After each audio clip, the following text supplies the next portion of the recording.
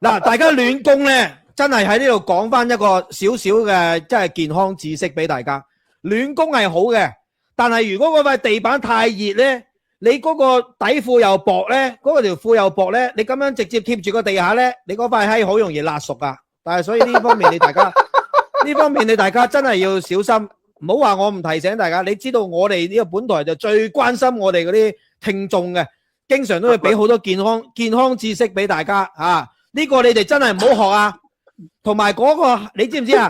嗰塊嘢咧，你就算冇辣熟都好啦，你反覆喺地下煎咧，越煎越厚噶。你明唔明啊？越煎越厚，煎到塊嘢冇晒感覺噶。你明唔明啊？唔適合噶，呢個唔係一個健康嘅途徑嚟噶，各位。嗱，我呢度係好衷心咁樣同大家講，暖宮咧係好嘅，但係要用啱嘅暖宮方法。直接咧坐喺地下嘅話咧，辣熟塊嘢咧咁樣係冇得翻轉頭噶，塊嘢熟咗係你冇得攤翻凍佢，攤翻凍佢都唔用得噶，知唔知啊各位？